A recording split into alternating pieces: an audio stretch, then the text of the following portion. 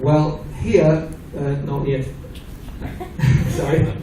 With the Chinese courses, from this year onwards, there's some change with the IB courses, but it's not really great changes. I just go through it very briefly with you.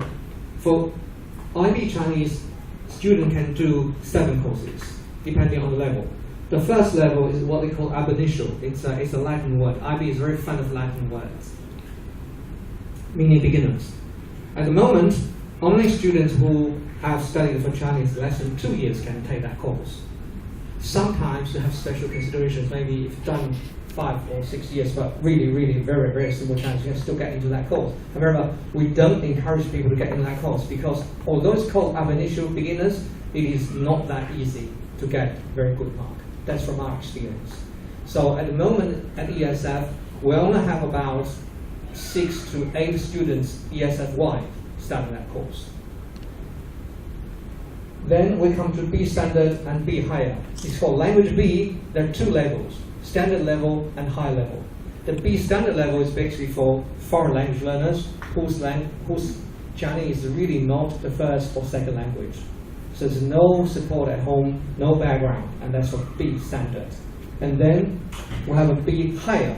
B higher that's usually for students with some sort of background who speak some kind of Chinese, who want to have a functional Chinese later on.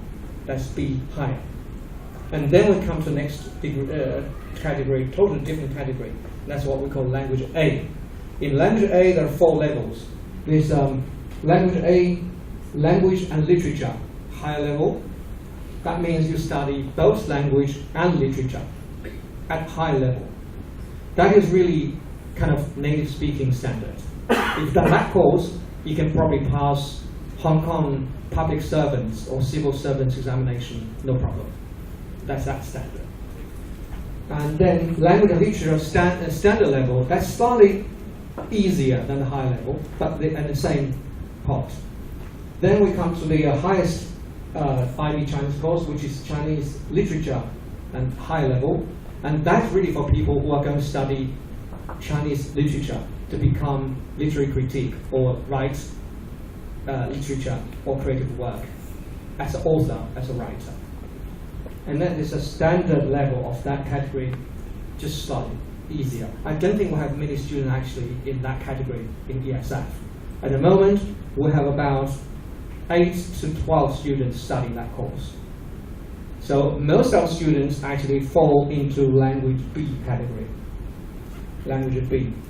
And language B would make up, I think, about at least 60 to 75% of the whole cohort every year. Now, what do they do? On the right-hand side of the slides, there's some samples. The top bit is what the language B students, I'm talking about B standard, have to handle. That's at that level. So year 13, they can read that. At the bottom is a writing sample from the exam they took in previous years. So for B standard, which is a foreign language group, they had to write that kind of stuff. If you haven't read Chinese, you know what it's at. That's the level. And then here on the left is the stuff that language A students have to read. It's a poem, it's a modern poem.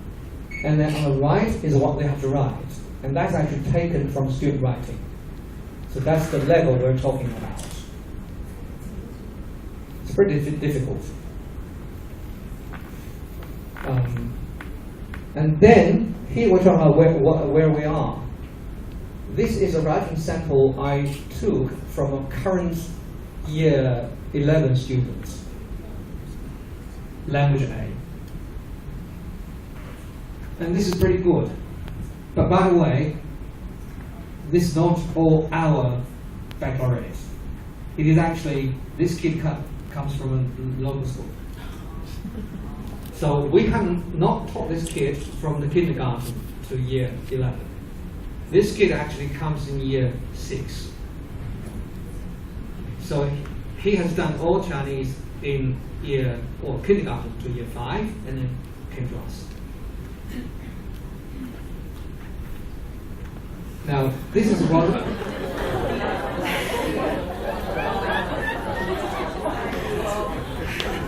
This is what a Year 4 student has written in a text. I really like this one because I showed this to many parents already. Now, I really like this student because this student, she's a great linguist. She didn't learn Chinese for long, and she could. The question was, write something about your family. She didn't know much Chinese, but she's very creative when she wrote this.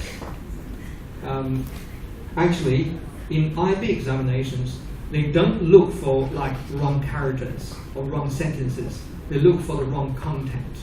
Therefore, for IB exam, whether it's language B, even for foreigners, or language A, the correct characters, correct sentence structures are important, but not that important. What's important is content. For example, this kid, if she does IB exams, she is likely to score fairly good marks. Because it makes sense. I can tell you, she probably won't fail. That's what I can say. She won't fail. Of course, not now, but when she comes to year 13. I'm just trying to illustrate how important the content is. You see, she says, well, mom plus dad plus younger brother plus me equals family. How wonderful picture she's giving us. So that's what we have this Year 4.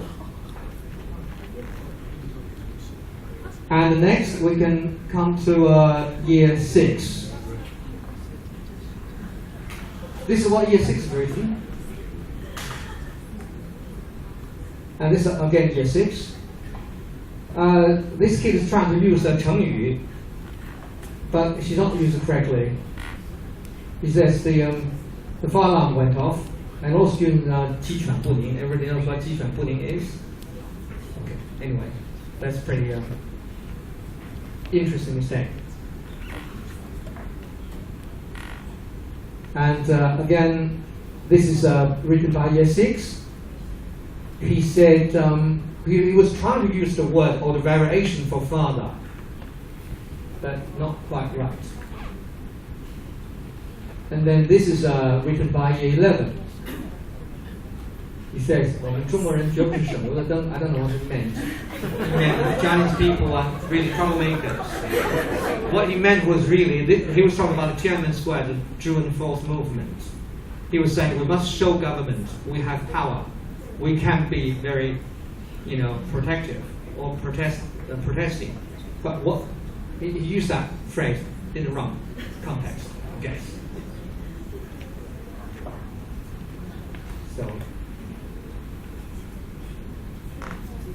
now this is what we have achieved in the IB exam this year, 2012, in May.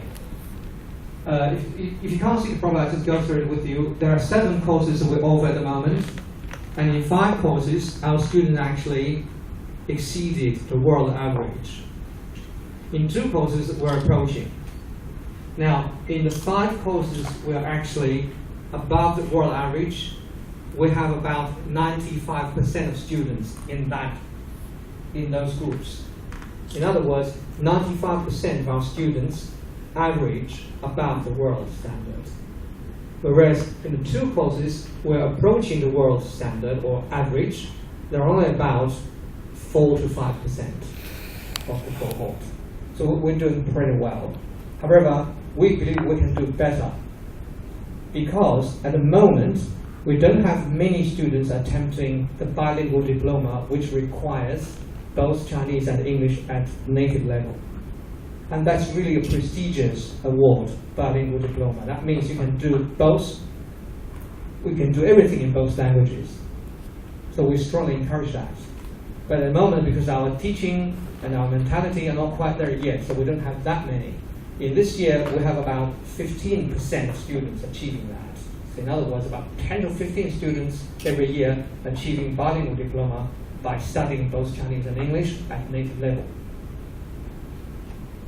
As compared with